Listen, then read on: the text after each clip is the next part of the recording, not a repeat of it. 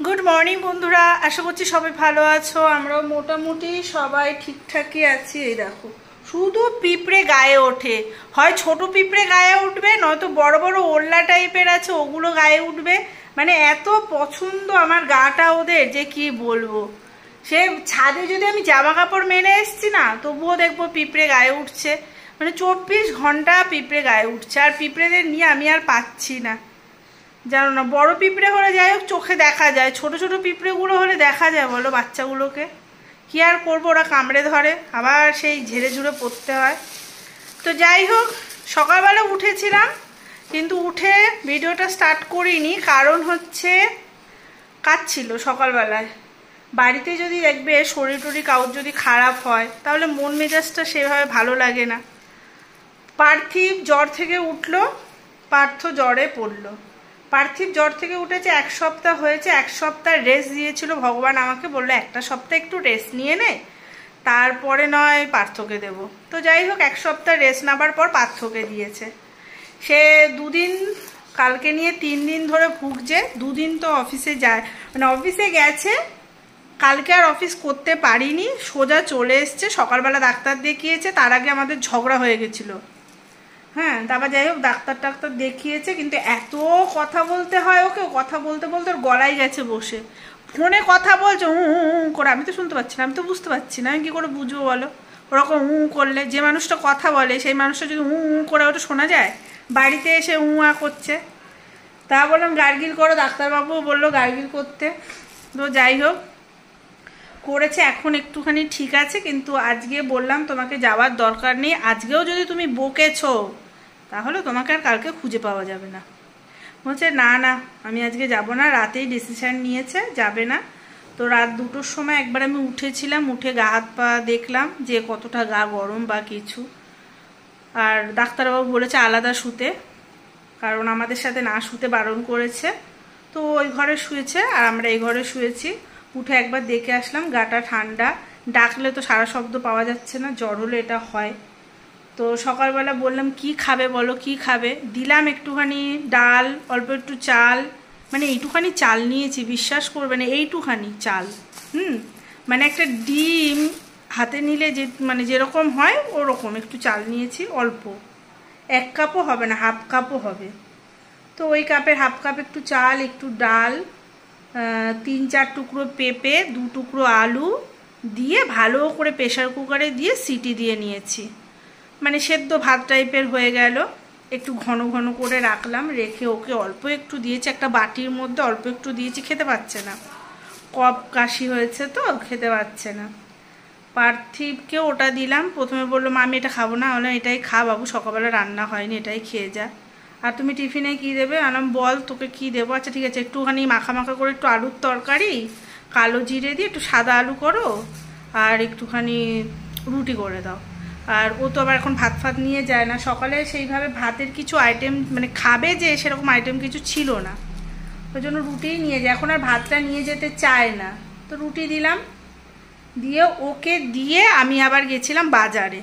বাজার থেকে বললাম বলো কি খাবে, তো বললো একটুখানি চিকেন এনে চিকেনের স্টু করে দাও, মানে পেঁপে আলু টালু দিয়ে পেঁয়াজ দিয়ে একটু মানে গাজর বিনস টিনস দিয়ে একটুখানি স্টু মতো করে দেবো। স্যুপ নয়, স্টু করবো, স্যুপটা এখন দরকার নেই, সন্ধ্যাবেলায় ঠিক আছে। ওই 1 বাটি খেয়ে নেবে, আর অল্প কটা ভাত খাবে কাতলা মাছ ভাজা দিয়ে, কাতলা মাছের তরকারি না, ভাজা দিয়ে খাবে। যাই হোক ওটাই করবো এখন। আর পার্থিব রাতে আজকে আর রুটি খাবে না, আজকে ও ভাত খাবে, কারণ এই বেলা ধরো আমরা মাছ খাচ্ছি, ও মাছ খাবে না, কেমন লাগে না? তো ওই জন্য ওকে ওই করে দেবো। আর ইলিশ মাছ বাজারে ভীষণ সস্তা, ভেবেছিলাম নিয়ে আসবো, কিন্তু পার্থ তো কোনো স্বাদ বুঝছে না, আমরা খাবো খাবে না কিরকম লাগছিল, ওর জন্য আনিনি। একটা বাতাবি লেবু এনেছি, ওটাকে কেটে এখন একটুখানি বিট লবণ, একটু লঙ্কা তো দেওয়া যাবে না, বিট লবণ দিয়ে একটুখানি মেখে দেবো। ও এখন বললাম একটুখানি খাও, ভেবেছিলাম এসে ওকে একটু হরলিক্স দেবো, কিন্তু হরলিক্স তো খেতে পারবে না, মানে খেলে লেবুটা খেতে পারবে না, এটাই হচ্ছে কথা। তাহলে এইটাই দিচ্ছে, এটাই খাও। আর দোকানে গেলাম, বাজারে দেখলাম বিনস মানে গাজরটা বেশ ভালো না, শুটকি দিয়ে রয়েছে। আর বাজার খুব একটা বসেনি, কারণ হচ্ছে সকালবেলা বৃষ্টি হয়েছিল প্রচুর পরিমাণে, ওই জন্য বাজারে মাছের আমদানিটা বেশ, সবজির আমদানিটা একটু কম, কারণ সবজির দামও বেশি। 70 টাকা ভেন্ডি, 60 টাকা পটল, 60 টাকা ঝিঙা। কে খাবে? ওর থেকে মাছ খাওয়া ভালো। জানো জানো গো, 70 টাকা ভেন্ডি। 70 টাকায় কেউ ভেন্ডি খাবে? ও তো 250 মাছ হয়ে যাবে ভালো কাতলা। লেবুটা যখনই কিনেছিলাম দোকান থেকে বলেই দিয়েছিল, মানে বাজার থেকে, যে লেবুটা কিন্তু ভেতরে লাল হবে। আর আমার এই বাতাবি লেবু খেতে কিন্তু খুবই ভালো লাগে, পার্থ ভীষণ ভালোবাসে। আমাদের বাড়িতে সবাই ভালোবাসতো, কিন্তু পার্থিবটাকে না শুধু ওই শরবতি লেবু ছাড়া, মানে যেটা মৌসম্বি লেবু হয় না, ওটা ছাড়া আমি অন্য কোনো লেবু ওকে খাওয়াতেই পারি না। হ্যাঁ, ভাতের পাতে পাতি লেবু, গন্ধরাজ লেবু, এই ধরনের লেবুগুলো খায়, কিন্তু এই বাতাবি লেবুটা ওকে আমি খাওয়াতেই পারি না, কিছুতেই খেতে চায় না। অনেক বলি, এবার ভেবেছি একদিন ওকে মেরে মেরে খাওয়াবো, তাহলে হয়তো খাবে। ভয় না দেখালেও কিছু খাবে না, ওকে ভয় দেখিয়ে দেখিয়ে আমাকে খাওয়াতে হয়। 2 ঘাত দিলে তারপরে খাবে। মারতে ইচ্ছে করে না, তবুও না খেলে বলো, মানে দিনে দিনে যা রোগা হয়ে যাচ্ছে কি বলবো, কিছুতেই খেতে চায় না। আর এই লেবুটা এনেছি পার্থর যেহেতু জ্বর, ওর মুখটা যাতে একটু ভালো লাগে ওর জন্যই এনেছি। এই লেবুটায় সামান্য চিনি, একটু লবণ, বিট লবণ, একটু লঙ্কা ভালো করে দিয়ে যদি মাখা যায় না, খেতে কিন্তু ভালো লাগে। ও যেহেতু লঙ্কা খাবে না, ওর জন্য ওরটা লঙ্কা ছাড়াই ওকে করে দেবো, আর আমারটা আমি একটুখানি লঙ্কা দিয়েই খাবো। যেহেতু ছাড়াচ্ছি ওর জন্য ভাবলাম একসাথে আমিও একটুখানি নিয়ে ওর সাথে বসবো। আজকেও অফিস যেতে পারিনি, যেহেতু আজকে শরীরটা খারাপ, বললো আজকে আমি যাব না, গলা থেকে ওর আওয়াজই বেরোচ্ছে না, ওর জন্য ওই ঘরে বসে রয়েছে। যখন ফোন আসছে অ্যাটেন্ড করছে, নয়তো একটুখানি টিভি দেখছে।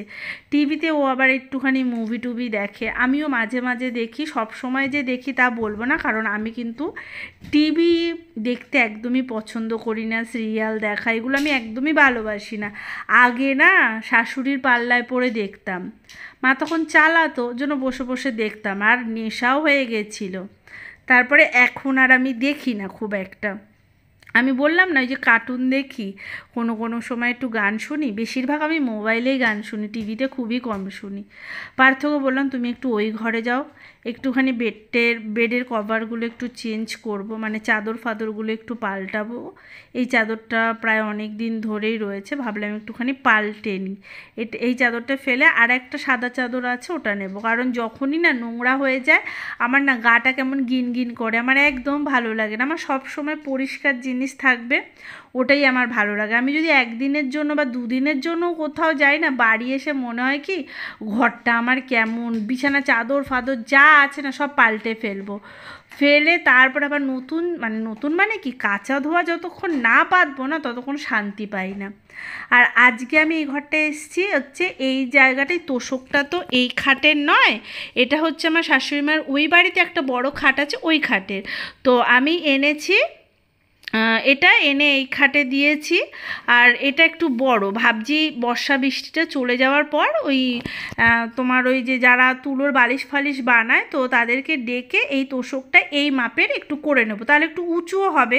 এই দিকে গুজতে হয়, ওই দিকে গুজতে হয়, এবার লেফট রাইটে গুজে গুজে মধ্যিখানে হয়ে গেছে একদম মানে পাতলা। ওর জন্য ঘরে আমার ওই কাঁথা ছিল, ওই কাঁথাগুলোকে ভালো করে পেতে দিলাম, একটা কম্বলও ছিল সেগুলো পেতে দিলাম, তাহলে একটু গদি গদি হলো, তাহলে একটু শোয়া যাবে। নয়তো কি বলো তো, একদম চিপসে থাকে তো, শুলে না পিঠে প্রচণ্ড লাগে, ওই কারণে একটুখানি পেতে দিলাম। এখন দেখো দেখতে কতটা ভালো লাগছে। আর সোফাটা একেবারে গুছিয়ে টুছিয়ে, ঘরটা একবারে গুছিয়ে মুছে টুছে নেব। রান্না বান্না আমার হয়ে গেছে, মুছে পুজো টুজো দিয়ে এই সবে আসলাম। আর এই দেখো স্টু রান্না করেছি, একটুখানি চিকেন, আর আমি একটুখানি কচু দিয়ে চিকেন করেছি, ওটা একটু ঝাল ঝাল করে আমার জন্য। চিকেনের স্টুটা আমি এমনিই খাই, ভাত দিয়ে খাই না, ও ভাত দিয়ে খাবে। আর ওর জন্য মাছ ভাজা করেছি, আমার জন্যও করেছি।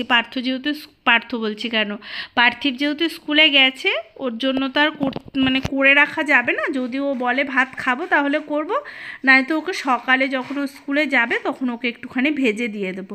মাছটা কিন্তু বেশ ভালো এনেছি, মানে যার কাছ থেকে এই মাছটা নিই দামটাও বেশি, কিন্তু এটা বরফের না, জ্যান্ত কাতলা মাছ, একটু বড় সাইজের, বলে 400 টাকা কিলো, বেশ ভালো।